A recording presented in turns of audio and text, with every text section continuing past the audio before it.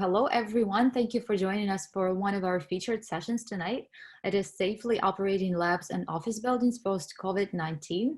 We have an all-star panel tonight to share their insights. But before I introduce our speakers, please remember to keep yourself on mute unless otherwise prompted by the presenters. After the session concludes, we'll provide instructions to enter our virtual networking space to continue the conversations we start here. With that, let me introduce our presenters. Tim Rowe is the founder and CEO of Cambridge Innovation Center, founder of Venture Cafe, partner of New Atlantic Ventures, and chair of LabCentral and Mass Robotics. Tim speaks Spanish and Japanese fluently and holds an MBA from MIT Sloan School of Management. Joining Tim tonight is Katie Ray, who is the CEO and managing general partner of The Engine, co-founder and managing director of Project 11 Ventures, board member at Commonwealth Fusion Systems, Ford Energy, via Separations, and Boston Metal. She holds an MBA from Yale University and a bachelor's in biology from Oberlin College. And last but not least, Johannes Fruehauf is the founder and executive director of LabCentral, founder of Cambridge Biolabs, co-founder of Vitera Pharmaceuticals, Deltix, and Sequent Pharmaceuticals. Johannes holds a PhD from the University of Heidelberg in Germany. So welcome, Tim, Katie, and Johannes, and on to you.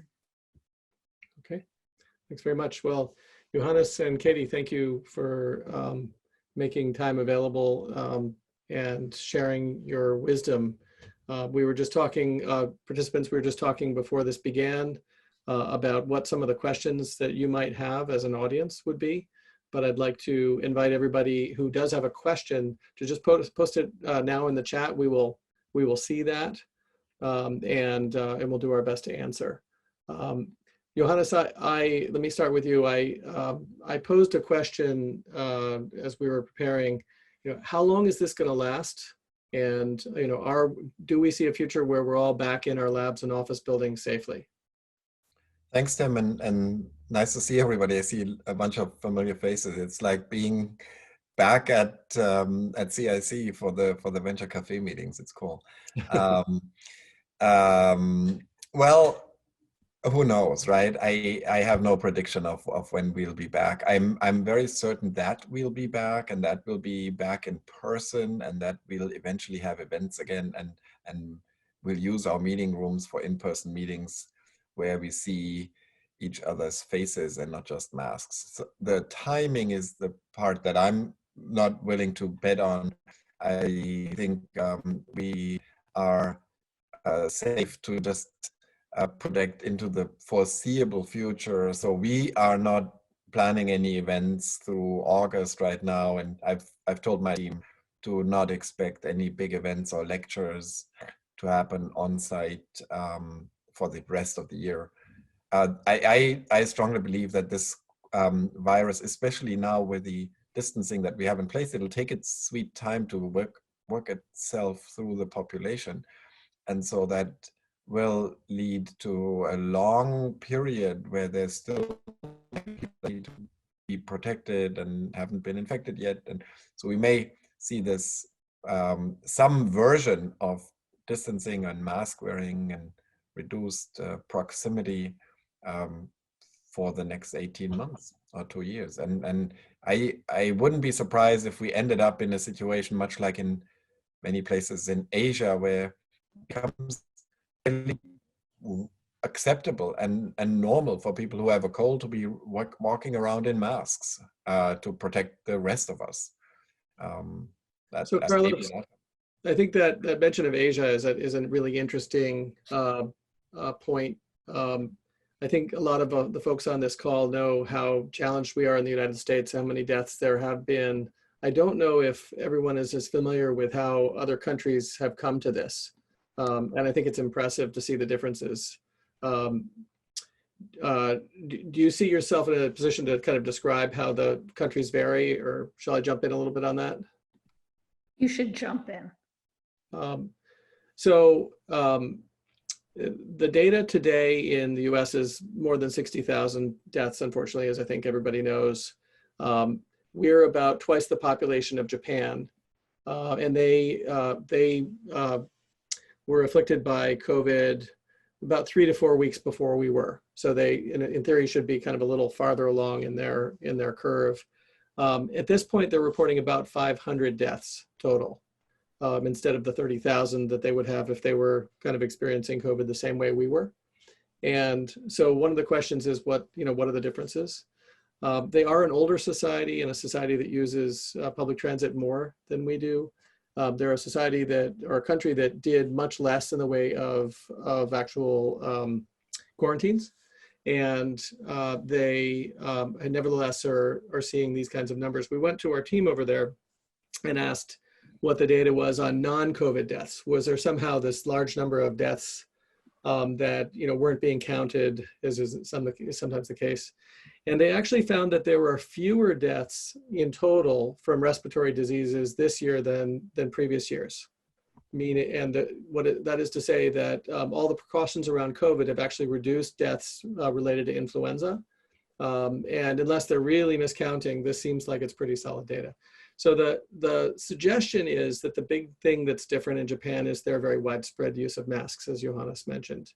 And you've probably all seen some of these like infographics that are going around. Some of them are more accurate than others, and some of them are a little bit funny. But basically the notion is if you're wearing a mask, you're much less likely to transmit these droplets out into the air, and it's the droplets that seem to be what infect other people.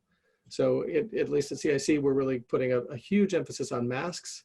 And we're hoping that the data we'll see coming out of this with others around the country, and Cambridge now requires masks, that we'll see a significant drop of infections as a result. Katie, in the engine, how are you guys kind of looking at this and how are you preparing? Yes, so I mean, I think, and Johannes, both Johannes and I experienced the same thing, which is that we have biology companies that have been working the entire time. So we never shut down.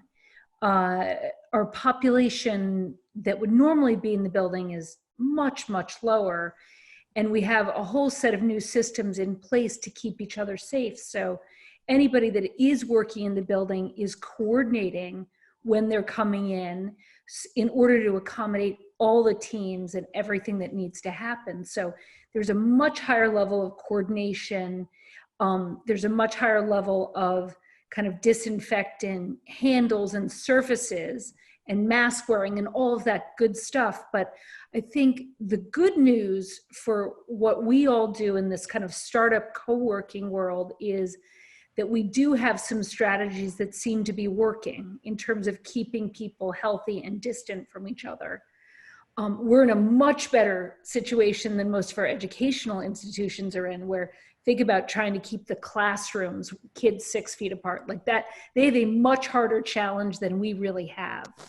And so I think, we can do distancing, we can do temperature checks, we can coordinate with each other about when we're there to keep people apart. We can close our cafes for a while. Sorry, no free coffee, but better than getting COVID, right? So I think there's a bunch of strategies that we've employed right from the beginning, and we just keep learning as more information is given to us about what will increase people's safety.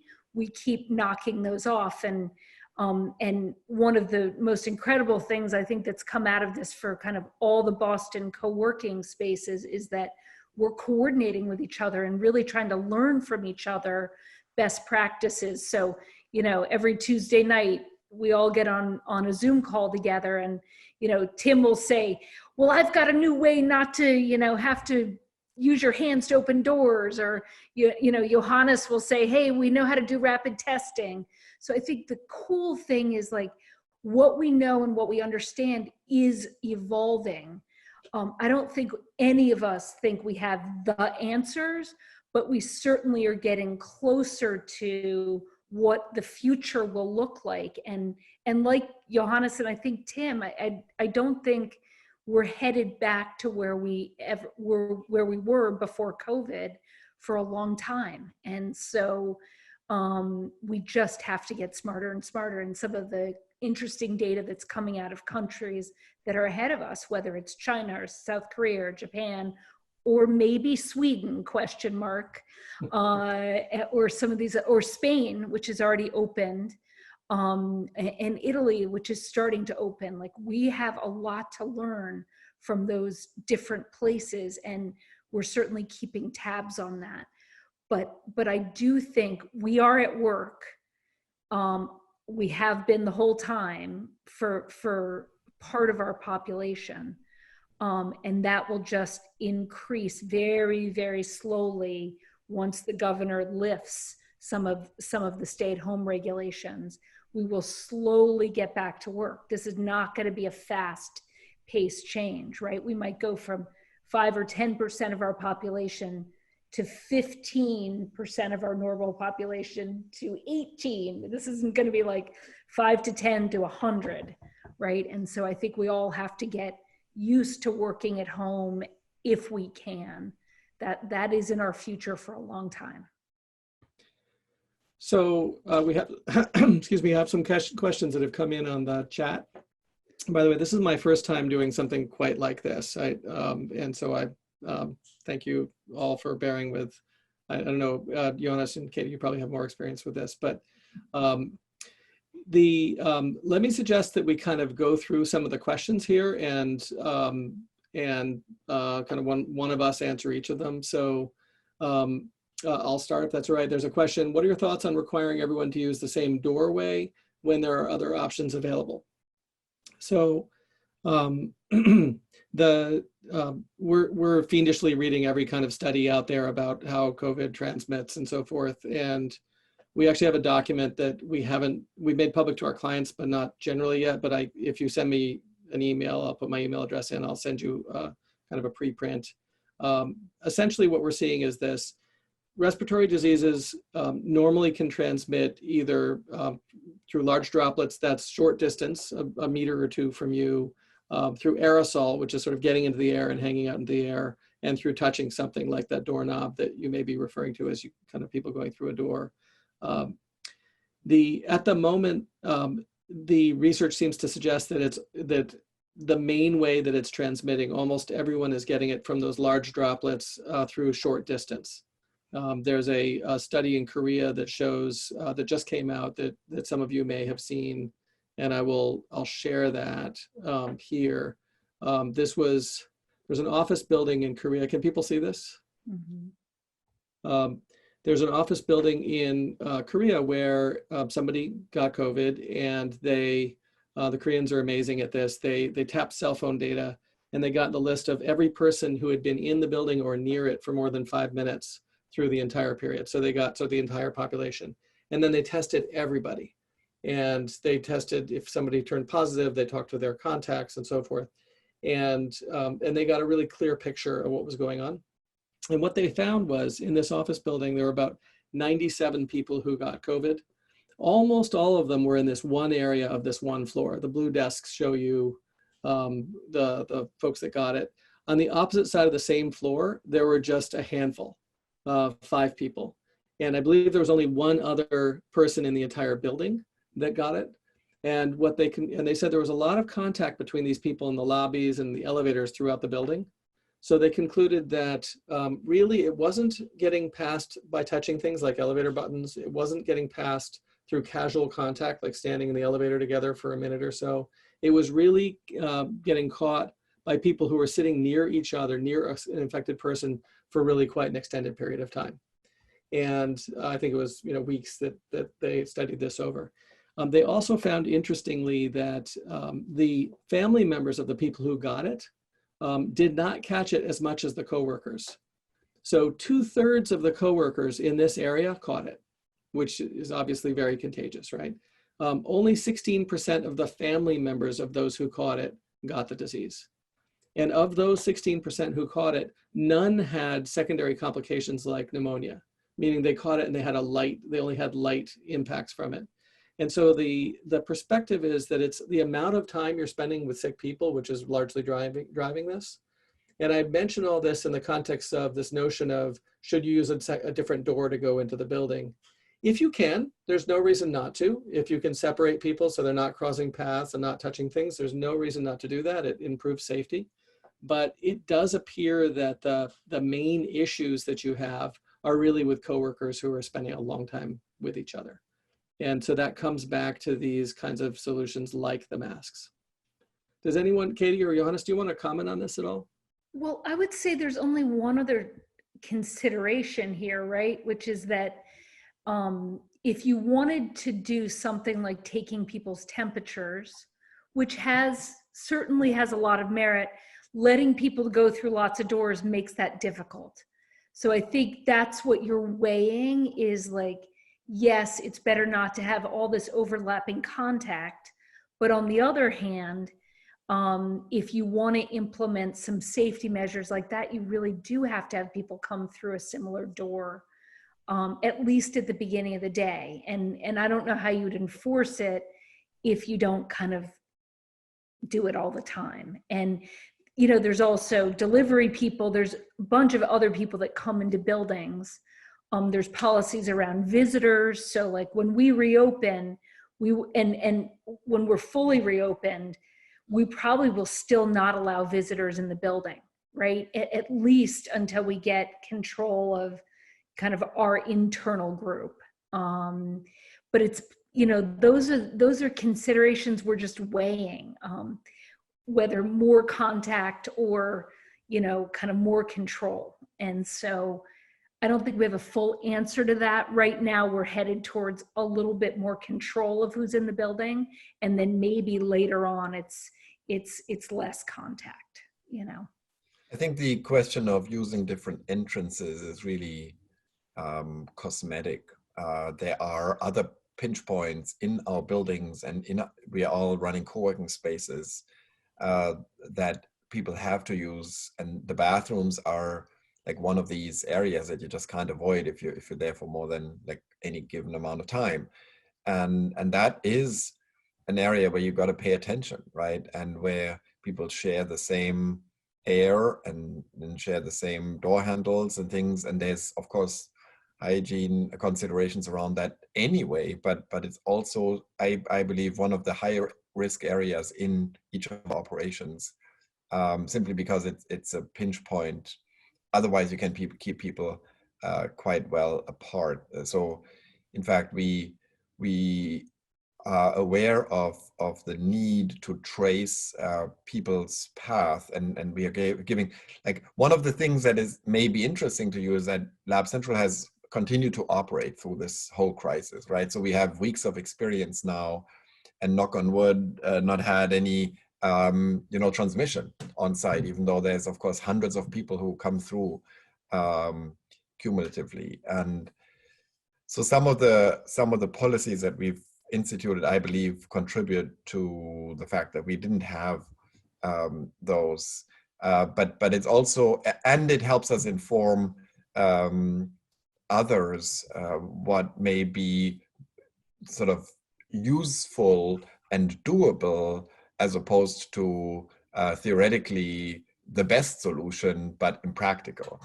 One recommendation that we received from talking to an infectious diseases expert at the Children's Hospital is the definition of close contact. Because one of the things that we have to do is, if we get a call and one of our residents or team members turns out to have had a positive coronavirus test, we need to trace back who are their close contacts and who might they have infected during that period of time that we know people can be shedding virus, which unfortunately is a few days prior to the onset of symptoms. So we then have to go back and we have to ask them, so, okay, which areas did you use? Which people were you close to? And that has led to us developing a whole set of policies to limit that risk and to limit the need to then call 100 people up and make them worried, and to disinfect the entire facility. During the early days of this crisis, we thought still that we'd have to basically shut down and deep clean the whole place when there's one person with an infection. That's no longer the case. But we do ask people to limit traffic through the facility, and to think, to use one kitchen area if they go to one, use one bathroom, ideally limit their use to one stall in the bathroom, and not go on multiple floors and not go and work in multiple conference rooms, only to then call us later and say that they've been spreading virus all over the place. The most comforting piece of information that I got from the discussion is Dr. Rick Malley from the Children's Hospital. He was on one of our recent webcasts, was that they define close contact as being in the proximity of a person who's spreading virus for a proximity meaning less than 6 feet for more than a minimum amount of time, which is more than 10 minutes. So if you pass somebody in the hallway, if you say hi to someone who's also in the same co-working space, it does not constitute close contact. It means there's potentially a theoretic risk of transmission, but not a practical risk of transmission. And the disease is transmitted when people cough and expel large amounts of virus. And that's the most common transmission that we can help with by wearing masks. There's also a small amount of virus that's transmitted, that's expelled when you're just breathing and you have the virus, but that probability is much lower. The probability of transmission Certainly is if it's not a very long period of time. So that will help people as you worry about going to the grocery store or something like that. It's really about these longer periods of time. The CDC actually has published now that they think that period of time is between 10 and 30 minutes. And so, pick your number that you feel comfortable with. They say it should be a lower number if you're in a healthcare environment like a hospital, which makes sense, I guess, because there's more virus around in general. And their view is it'll be a higher number in a less risky environment. So if you think about sort of what you can do in your organizations now to keep people safe, it really comes down to a couple simple things. The masks. There's a study in Nature Medicine that just came out this month that looked at how much of the particles of the previous coronavirus were blocked by a surgical mask. Many people are familiar with N95 masks, those are the hospital ones that are very good, but most of us, kind of in the general public, are using surgical masks, which are, simpler, cheaper, and less protective. But what they found was in their study was that it blocked 100% of both the large and small particles of the people with the previous coronavirus. So we can't be sure that that's the same with this coronavirus, but it shows you that it's definitely having a positive effect on sort of preventing the U from spreading.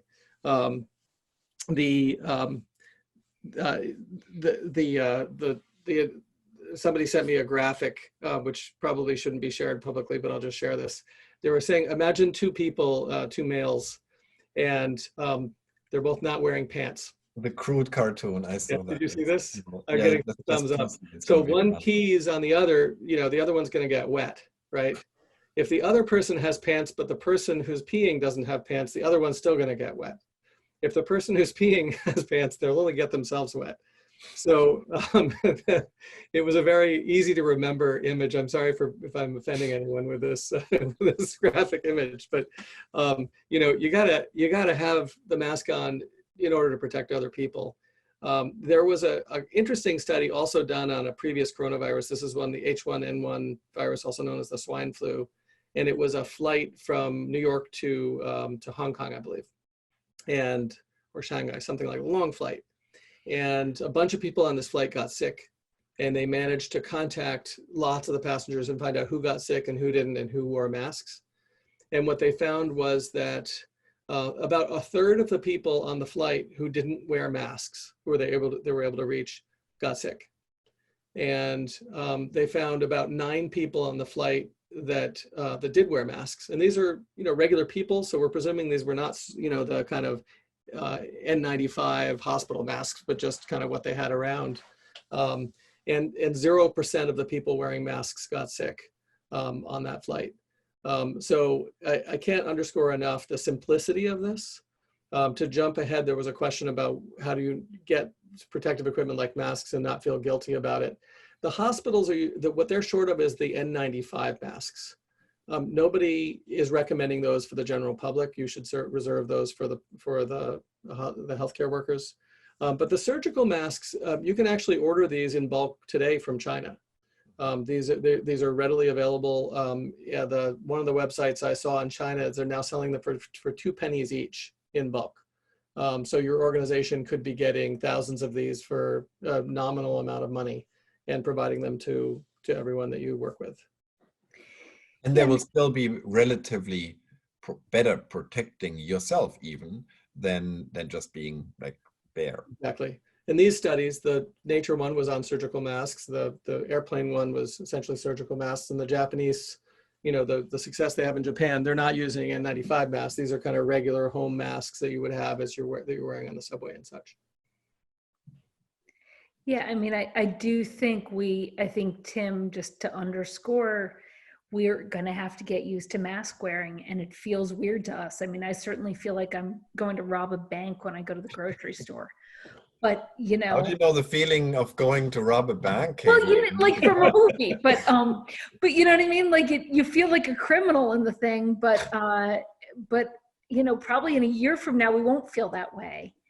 And, you know, there's a question about co-working and the value. So much of the value is the humans that we're with. Like, it's such a special environment with so many people working on exciting things and learning from each other. And, you know, the loss of that feels so palpable, certainly to me, and I know to all of us. And so, but I think, you know, we've certainly done a lot of things to try to kind of keep that together in terms of startups helping each other, or, you know, founders talking to each other. And I think during this kind of weird period, we have to do as much as we can to keep that going and get used to masks, because I think we're going to have to learn to talk to each other through those masks, at least until the end of the year, and maybe longer.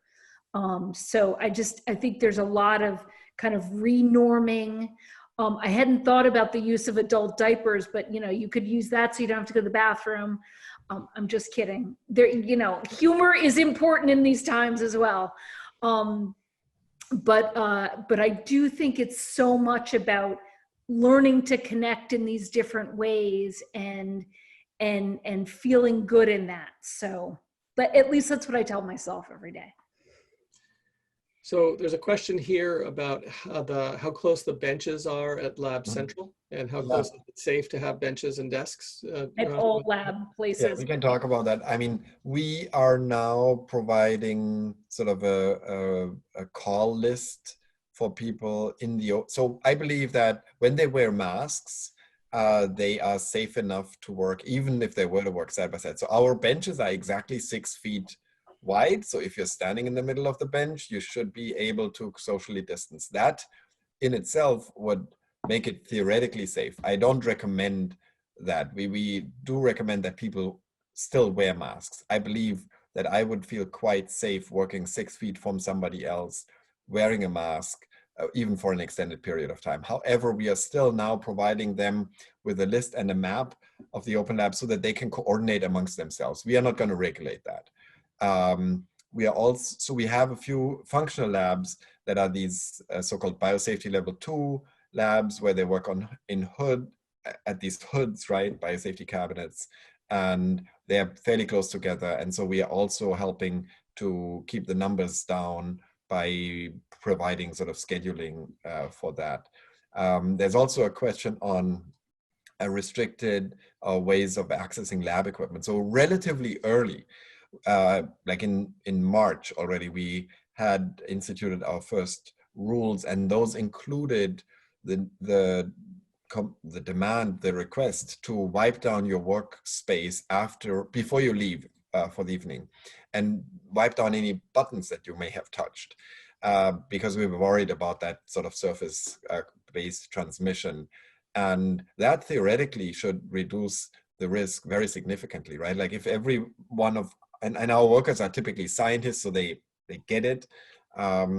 If they were to then diligently work down their work space as if they wanted to disinfect it, and they wipe down the buttons of the common instruments that we're all using, that should help address that concern.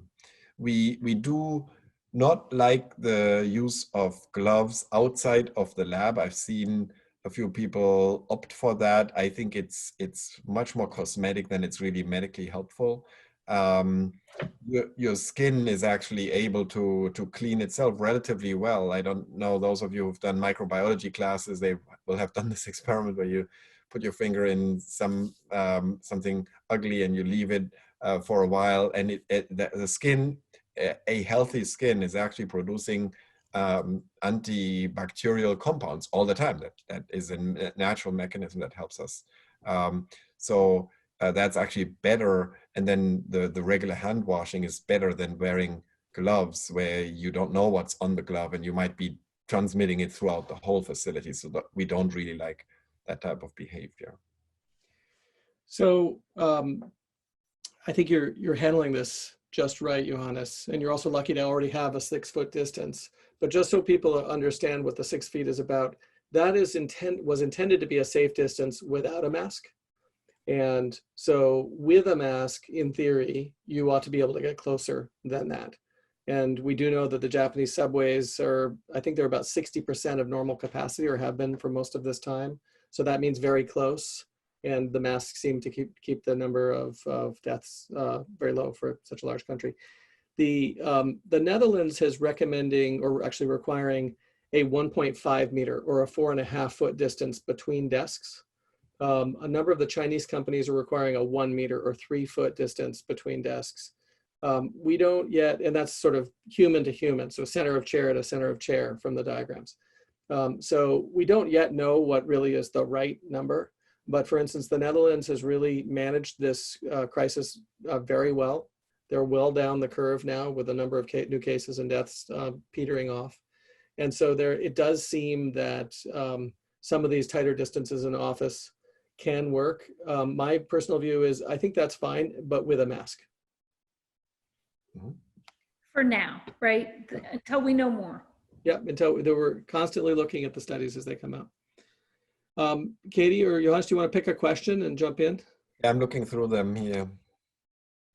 Let's talk about kitchen areas, because we all love to talk about food and coffee.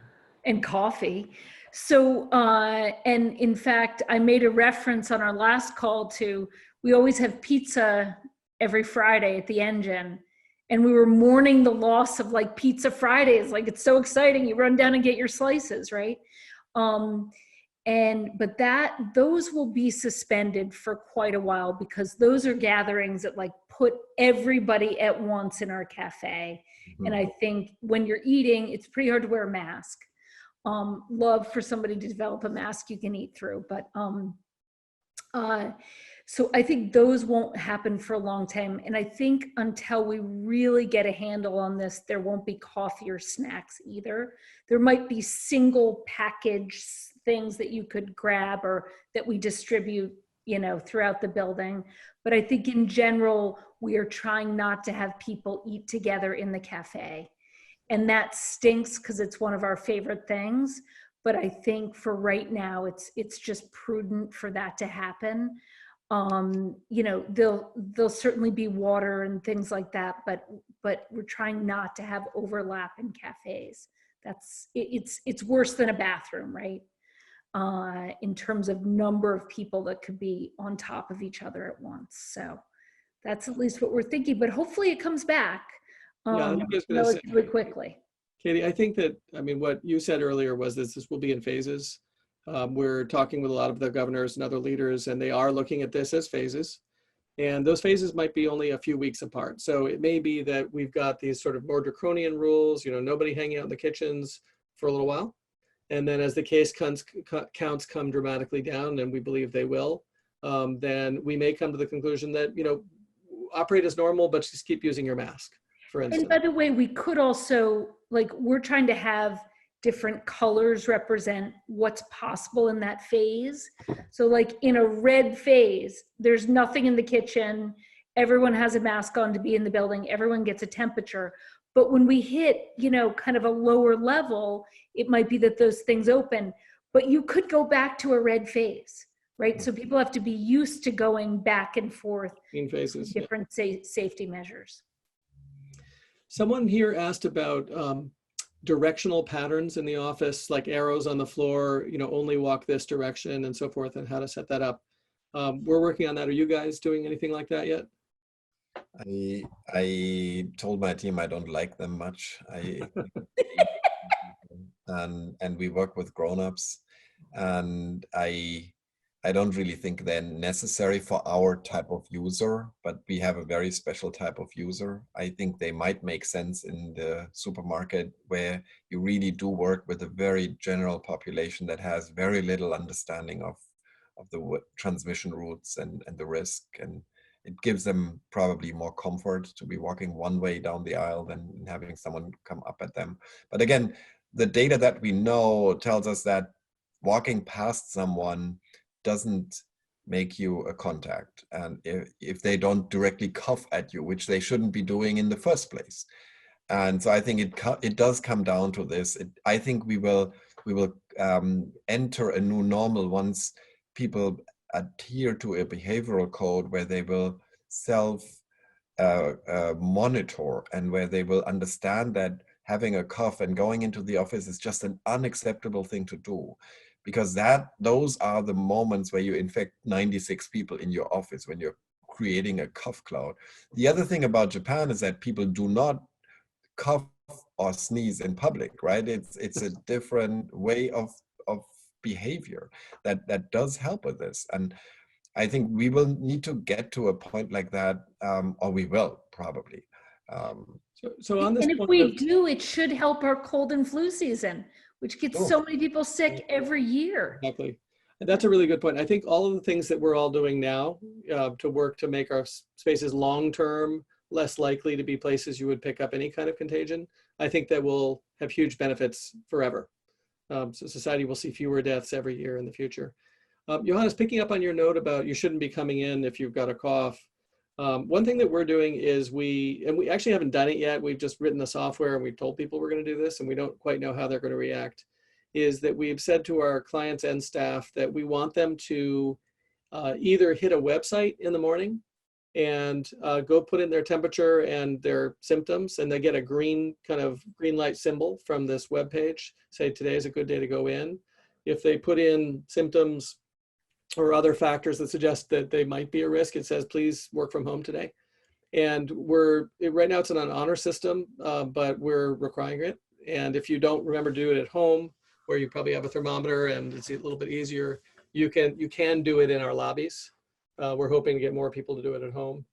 I'm curious whether anyone in the audience has thoughts on that. You could use the chat to sort of comment whether you would be okay. I announced this to all of the CEOs of all the companies at CIC, and I did get one person writing in saying they thought that was too intrusive and we shouldn't do that. And they might not stay as a customer if we did that.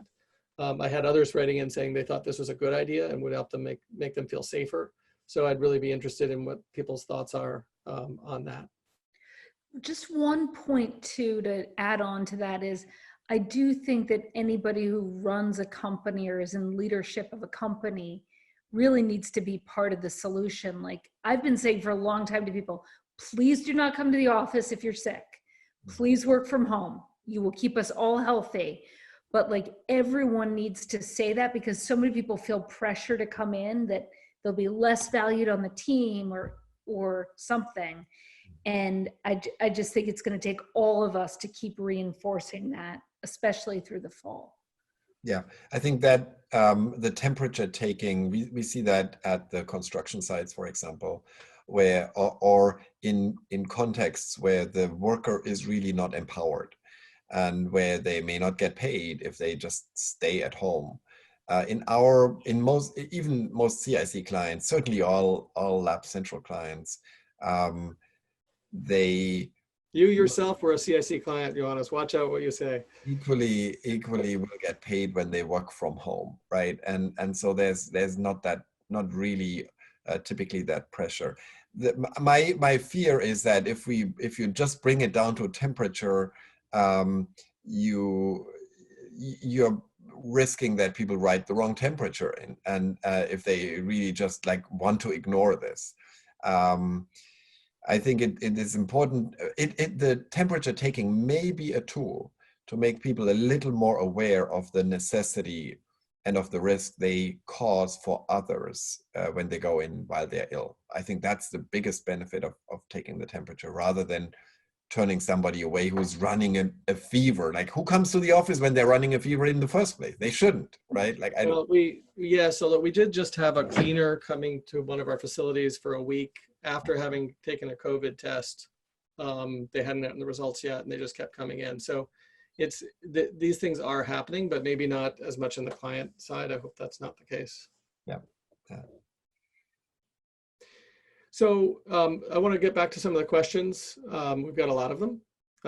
So we talked a little bit about the distance between the desks, traffic patterns.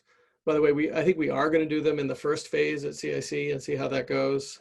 I think we're probably going a little overboard and doing kind of all of the things that people are thinking about for safety. And it may be that we have less medically, if you will, aware clients in general than certainly LabCentral and the engine. We're a little less heavy science focused. But one of our goals is we want people to have confidence to come back into the workplace. And so our thought is that by doing a number of these things that, we're not sure quite which ones will have the biggest impact, but if we do a lot of them, people will feel more comfortable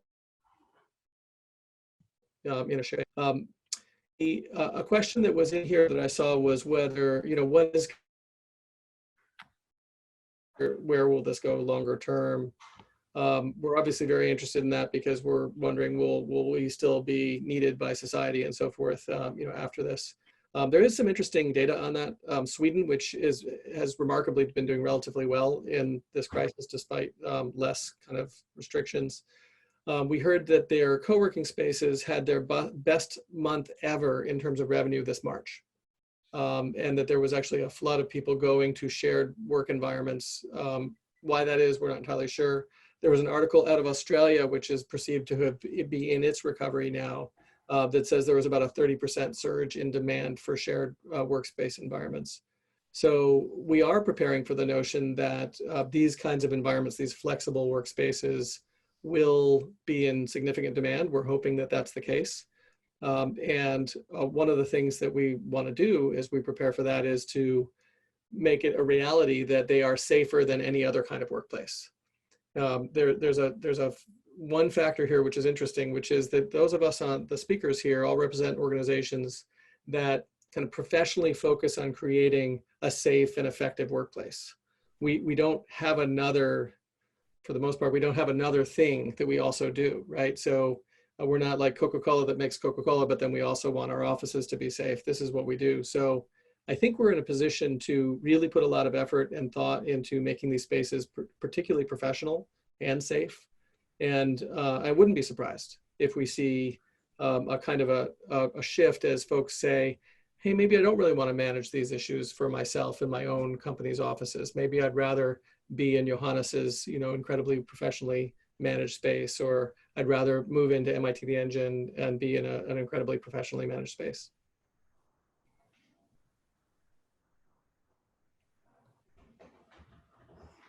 I think the pain point for us is that certainly LabCentral was built particularly around this idea of increasing collisions for people and creating people interactions and having that personal exchange that brings innovation further and faster. And we can't have that right now, and everybody's painfully experiencing that.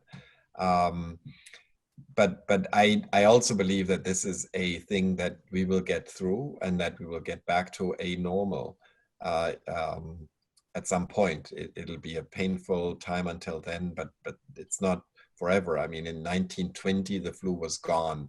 Of course, it was a bad time for them until then. I hope what we are seeing now is we are all developing tools to deal with this. And our first tools were very crude and maybe over the top or sometimes inefficient. We are getting better at our response. We're also getting better at the treatment of patients in the hospitals. We're even learning about like the ventilation protocols are getting better. So more people will actually have a good outcome as opposed to in the early days of this infection. We are finding that some of the drug armamentarium that we have available is helpful. Antivirals, certain antivirals turn out to have hopeful signals against the coronavirus.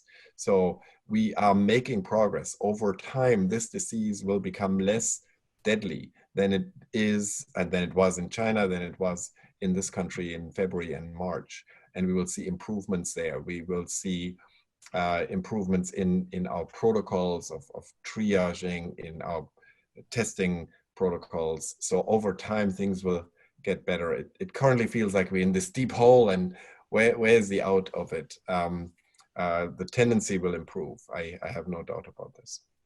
Yeah, I mean, I think we also have to remember, I know everybody on this call isn't in Massachusetts, but Massachusetts is a real hotspot, and we're kind of, you know, we are plateauing, but we're relatively late compared to other states. Like, I'm actually in Vermont right now, and Vermont is starting to open because there's so few cases here. And I will tell you, just that little bit of opening feels so good. So it's coming to Massachusetts. And hopefully we can remain on this nice trajectory to be able to shake hands again someday, or even hug somebody, who knows? Or at least be able to sit around a conference table and work on an important project. There's a question here about air purification and whether we're looking at special solutions around filtration and purification. We actually are. We have a expert on our team who's focused fully on that at the moment. The good news is that the CDC views it as unlikely that people are catching COVID through transmission, what they're calling aerosolized transmission. That's very small particles traveling a long distance and through the HVAC and so forth. There is research that it is getting into the small particles and traveling a distance, but it doesn't appear to actually be getting people sick. Like, it's not enough volume for a long enough time, if you will. If you go back to this notion, you may need 10 or 30 minutes with someone, you need a certain volume of this disease, and it's just not kind of getting there in the volumes that would be dangerous.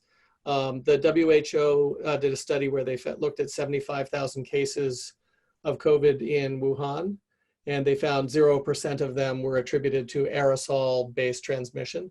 So the good news is that at this point, we really don't believe that sort of the air in the building is a risk that we need to take as seriously as, for instance, mask wearing.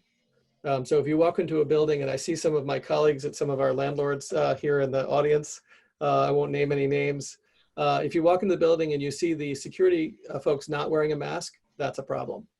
But if you haven't, you know, taken apart the whole HVAC system and put in an entirely new one, although that might be a nice idea, that at the moment, according to science, doesn't seem to be as big a deal. There are some really cool technologies that are getting explored. We had a meeting today with one that looks like it might be able to have a very low concentration of essentially hydrogen peroxide in the air all the time and kind of sanitize surfaces. We haven't yet, you know, validated these technologies. I think all of us will be looking at them, but I think there's a lot out there that it's uncertain whether it really makes a difference. Can I just follow up and ask one question? Sure. Specifically, and we do some of this engineering type stuff, so we have engineers that have looked at this as well. Elevators, because they don't have the positive and negative flow of air, our engineers have said, like, that's a risk, because even if you're not in the elevator with somebody else, you have to assume that the person that was in there right before, that air has not, you know, gone out and talking to the small particles and in, you know, distribution through the oxygen. That might be more of an issue than we know at this point. I don't know if there's been anything on that. You should be in a mask in an elevator, right? Yeah, you have the mask. Everyone should have the mask. Well, the big thing is eyes. So, like, our suggestion, it sounds really strange, is closing your eyes actually in the elevator. And that sounds really absurd, but that was their take. They were like, listen, your eyes are really unprotected in like an elevator environment.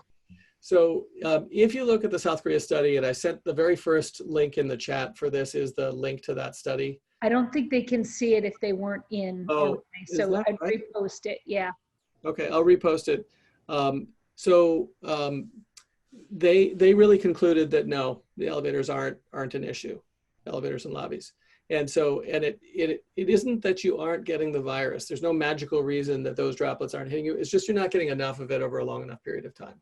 So if you're spending all day, if you're an elevator operator, then actually that might be an issue, especially if there were 2 elevator operators and one of them was sick.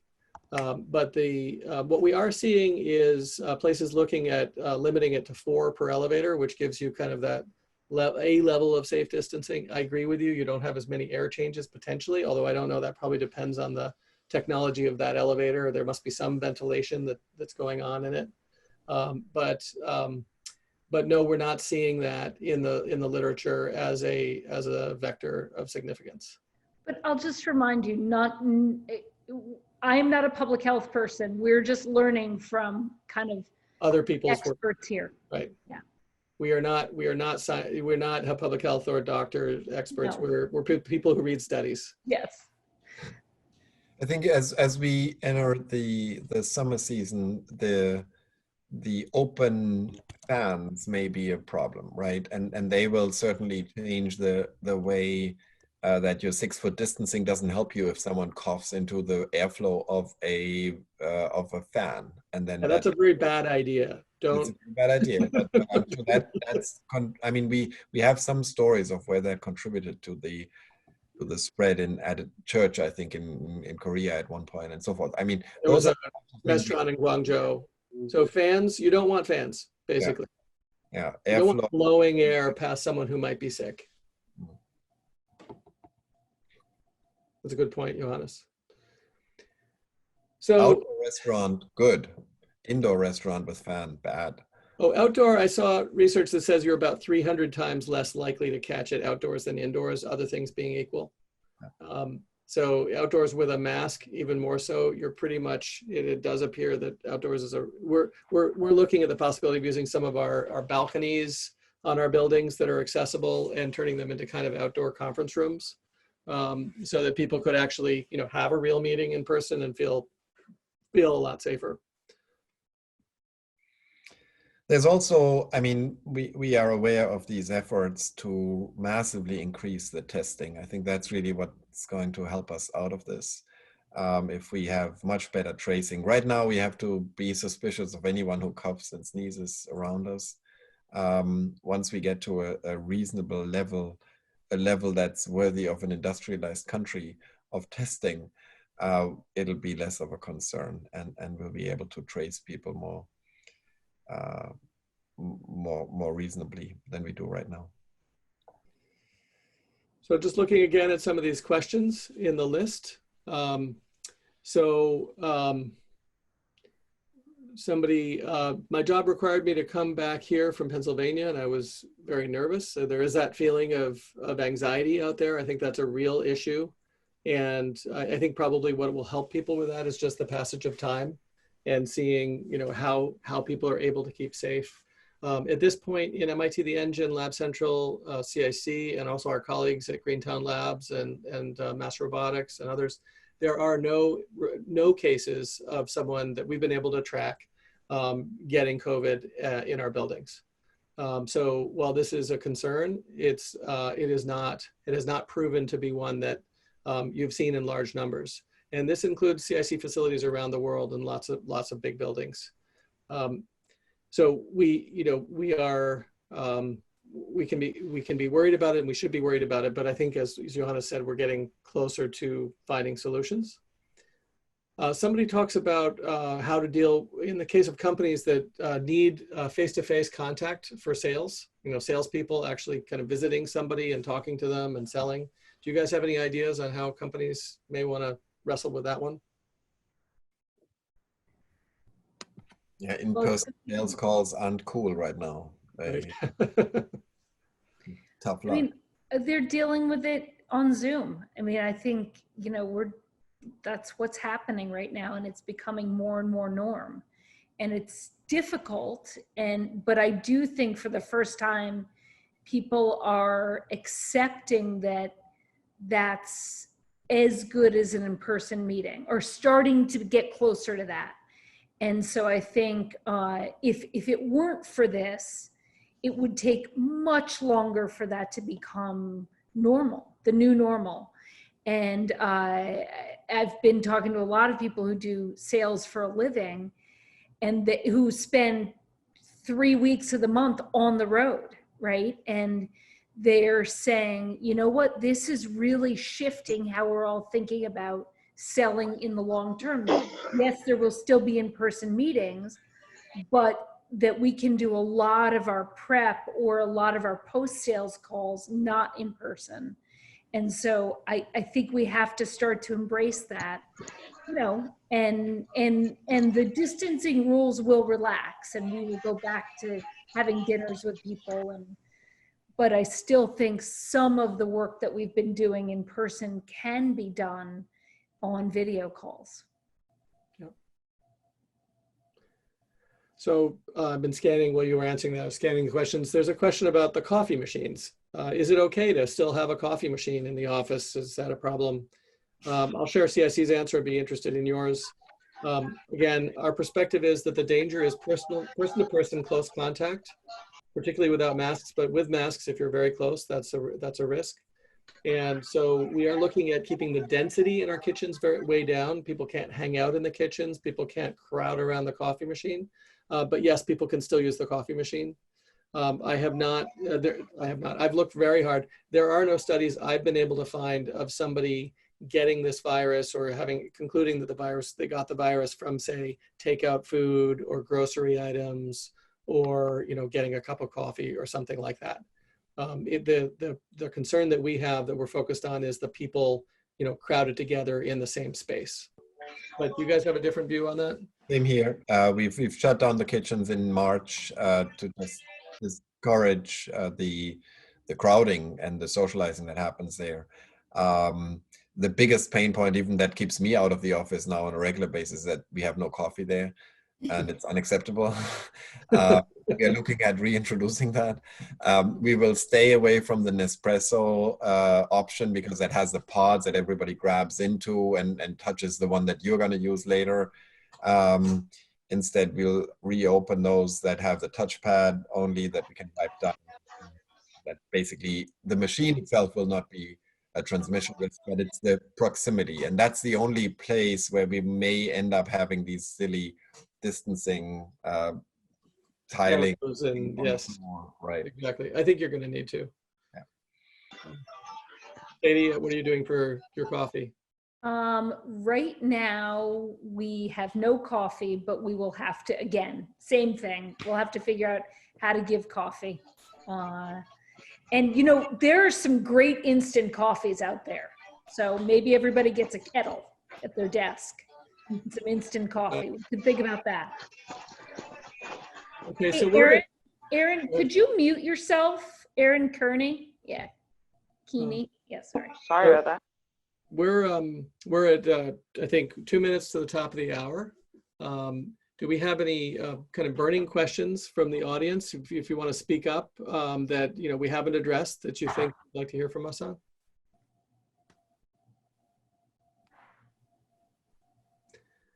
Such a disciplined audience. Thank you so Exactly. much. I see a lot of great questions here. Somebody asked about shaking hands in the future, what that's going to look like. I think it's going to be a while before we're doing that. I think it's going to be the elbow bump, and probably we should have been doing that already. But honestly, my view is that we are going to be back together in, person to person, probably with masks for quite some time. But I think that we're going to find that we're able to be around each other with the sanitation that we're doing, the regular cleanings. We're doing things like propping those main doors to the bathroom open, because why do you really need them anyway? They don't have them in airports. If you ever go into an airport bathroom, you don't open a door to go into the area with the stalls. So, there are a lot of little things that we're thinking about, I'm sure you're all thinking about, that will make our environment safer. Combine that with masks, and I think you're going to have something which resembles the work environment that you remember.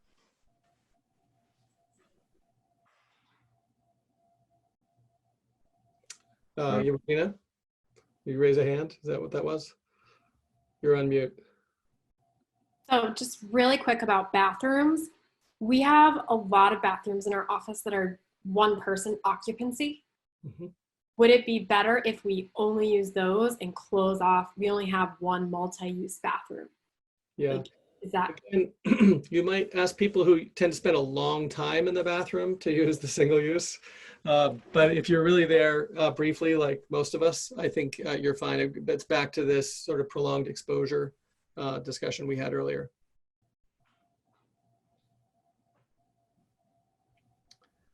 Okay, well, look, I want to thank everyone for coming. We had terrific attendance. I think it peaked at over 100 folks on this call. Somebody asked if we're going to do this regularly. I don't think we're planning to do that. Actually, Katie, Johannes, I, and Tom Ryden, who's on the call. Tom, if you want to wave, and the folks from Greentown Labs, Emily and Jubine, and a bunch of us do get together regularly to share our ideas. And we will definitely continue to be doing that, and perhaps we'll find another opportunity to share back with all of you. Feel free to look at, most of us I think are sharing our safety plans. We will at CIC, and feel free to piggyback on them, use them yourselves if they're helpful. I think working together we'll have safe labs and offices going forward. Thanks, everybody. Thank Nice you. to see you all. Nice to see everyone. Bye. Bye-bye. Thank you everyone for joining us today. Big thank you to our presenters, to Tim, Katie, and Johannes. And with that, thank you so much, and see you next Thursday.